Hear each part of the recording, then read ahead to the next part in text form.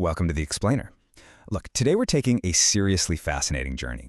We're going to take a seemingly obscure coding flaw from the 1980s and connect it directly, and I mean directly, to the absolute cutting edge of modern digital sovereignty. This whole thing is a story about hardware, about human intent, and ultimately about exactly who gets to control the physics of the future. Let's get into it. Okay, real quick, here's our roadmap for today. We are looking at translating the 16-bit era, gamblers versus surveyors, bridging intent and execution, defeating algorithmic distortion, and finally, the record of sweat. Starting off with Part 1, translating the 16-bit era and the flaw in early code translation. So let's cast our minds back to the late 70s and early 80s. At the time, the 8-bit Z80 processor and the CPM80 operating system completely dominated the market. But, the 16-bit revolution was right on the horizon. So in 1980, a developer named Tim Patterson creates a utility called Trans86. His goal was to map that older 8-bit Z80 source code over to the brand new 16-bit 8086 processor. And he did it using a brute force source-to-source translation. And incredibly, by 1981, using that very same Trans86 tool, his 86-DOS operating system actually translated itself to become completely self-hosting. Pretty wild, right? But, and this is a big but, there was a catch. Because that Trans86 compiler used a brute force single-pass transliteration method, it completely lacked register and jump optimization. What did that mean? Well, the translated code was massively bloated in file size, and it was way, way slower to execute. And this right here perfectly illustrates our core problem. Automated translation inherently degrades unless you have human optimization. It demanded significant manual correction. The machine simply could not perfect the code on its own. It needed human sweat. Which brings us to Part 2, gamblers versus surveyors and the hardware divide. Because if we fast forward to today, we actually see that exact same problem of translation degradation existing on a massive scale right inside our modern microchips. There is this visceral contrast between two core components processing information right now. On one side, we've got what we call the FPU gambler, the floating point unit. It is highly probabilistic. It relies on lossy approximations and these hidden seed tables to make incredibly fast mathematical guesses.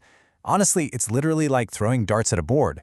But on the flip side, we have the exact, globally accountable mathematical receipts of the ALU surveyor, the arithmetic logic unit.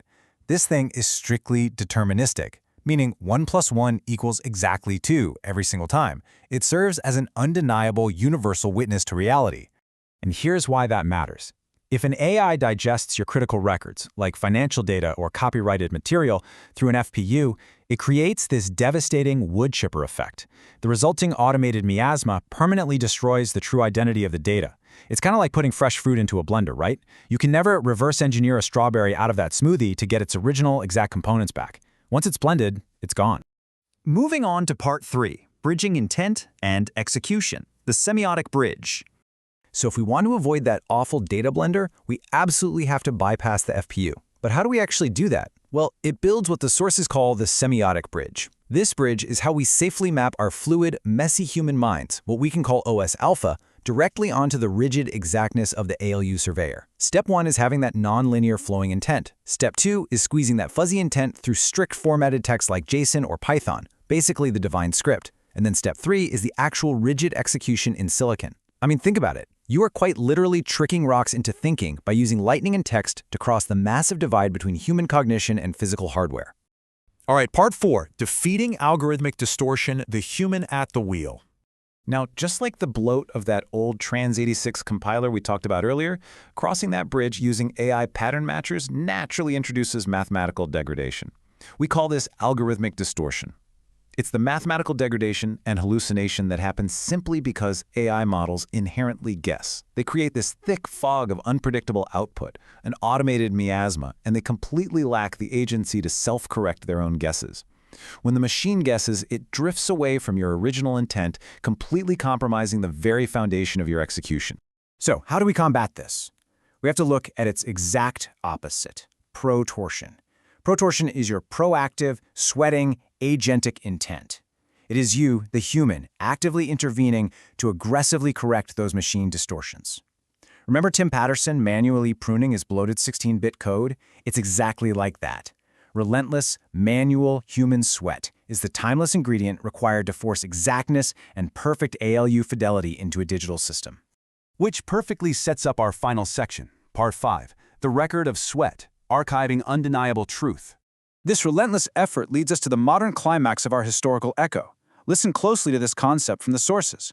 Manual authorship overrides automated miasma. The only path to bit-perfect data is the sweat of the brow. Now, historically, the sweat of the brow copyright doctrine valued sheer, undeniable physical labor. Well, today, because AI completely lacks true agency, that historic doctrine is actually being resurrected, but this time as cryptographic evidence. Protocols are now actively looking for rigorous, painstaking human effort.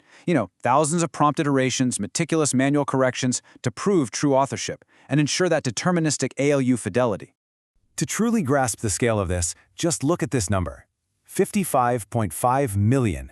That represents 55.5 million tokens of metabolic flux recently measured in a verified digital system. It's honestly a staggering monument to human effort. It proves, mathematically, that the raw computational energy and the literal digital sweat required to verify reality actually took place.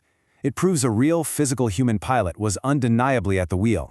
And this modern record of sweat acts as an immutable cryptographic receipt, utilizing standards like ERC 727 to log the version history.